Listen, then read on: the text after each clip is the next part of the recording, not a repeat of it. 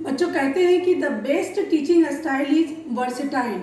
मतलब सबसे अच्छी शिक्षण विधि वो है जिसमें कि विविधता हो, यानी नवीनता हो। हर दिन टीचर नए नए प्रयोग करे क्लास के दौरान, क्योंकि बच्चे जो हैं वो अब ट्रेडिशनल मेथड को बहुत ज़्यादा पसंद नहीं करते हैं और उसमें जो शिक्षण की प्रक्रिया है, जो सीखने की गति है, वो मंद पड़ जाती है। इसी तरह की विधि में एक विधि है सजेस्टोपीडिया। अगर हम उसको हिंदी में समझाना चाहें तो वो है एक तरह से सलाह कोश है।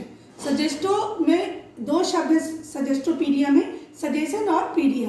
तो जैसे इंसाइक्लोपीडिया शब्द आप जानते हैं, ठीक उसी के तर्ज पर है ये सजेस्टोपीडिया।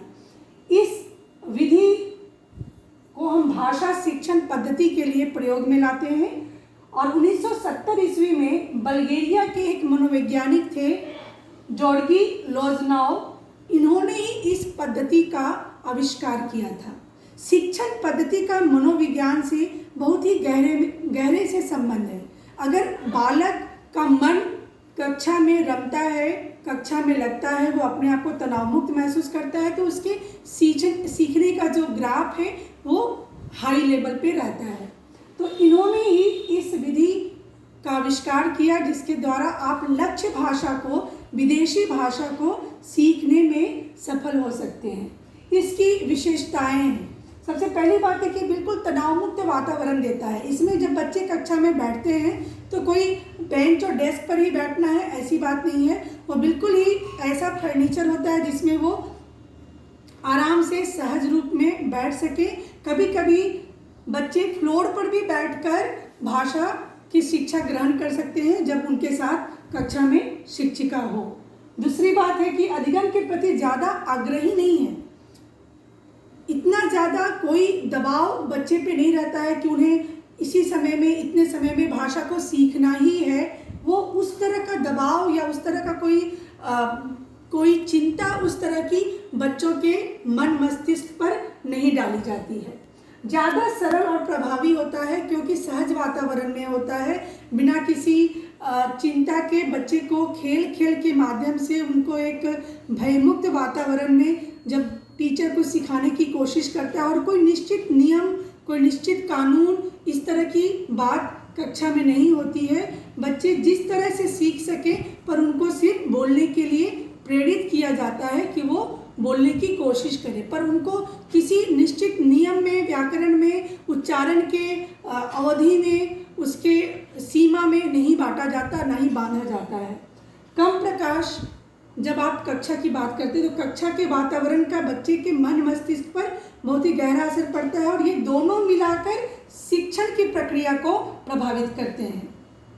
एक बार फिर कह रही हूँ कि कक्षा का वातावरण बच्चे के मन मस्तिष्क पर असर डालता है और फिर कक्षा का वातावरण और बच्चे का मन मस्तिष्क दोनों के ऊपर शिक्षण प्रक्रिया का असर होता है।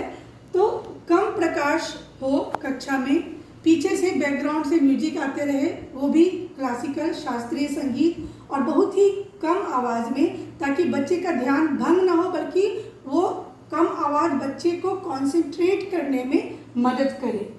इस तरह की पृष्ठभूमि बनाई जाती है कक्षा में ताकि जब बच्चा नई भाषा को सीखे तो वो अपने आप को बिल्कुल ही सहज और आरामदायक परिस्थिति में खुद को महसूस करे।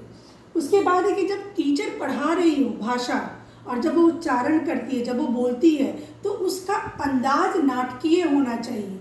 जिस तरह से अंग्रेजी माध्यम के विद्यालयों में या हिंदी माध्यम के विद्यालयों में छोटे बच्चे को जब कविता सिखाई जाती है तो टीचर बिल्कुल ही ड्रामा के अंदाज में और अपने हाथ हाव भाव भंगिमा के द्वारा सिखाने की कोशिश करती है। तो यहाँ भी नाटकीय अंदाज में लक्ष्य भाषा को सिखाया जाए। एक ही साथ बहुत सारे नए शब्द का बोझ बच्चे के कंधे पर ना डाला जाए। और अगर आप कुछ नई भाषा सिखा रहे, नए शब्द सिखा रहे, तो बच्चे को कभी कभी कहानी के द्वारा, कोई संदर्भ के द्वारा, किसी कथा के द्वारा जो जानी मानी है उसके द्वारा भी बच्चे को आप सिखा सकते हैं। मैंने जैसा कि पहले ही कहा है कि वातावरण बिल्कुल भयमुक्त होना चाहिए। बच्चा अगर गलत भी कर रहा है तो उसको वहाँ पे रोकना या टोकना नहीं है, बल्कि उसकी गलतियों को, उसके गलत उच्चारण को भी सहज रूप में टीचर ले। तब बच्चा गलती करने के डर से पीछे नहीं हटता है और सीखने की जो अपनी गति है और सीखने की जो अपनी ललक है, नई भाषा को सीखने की ललक जो है, लक्ष्य भाषा को सीखने का जो उसका उद्देश्य है, उसको पूरा करने के लिए अग्रसर रहता है। धन्यवाद।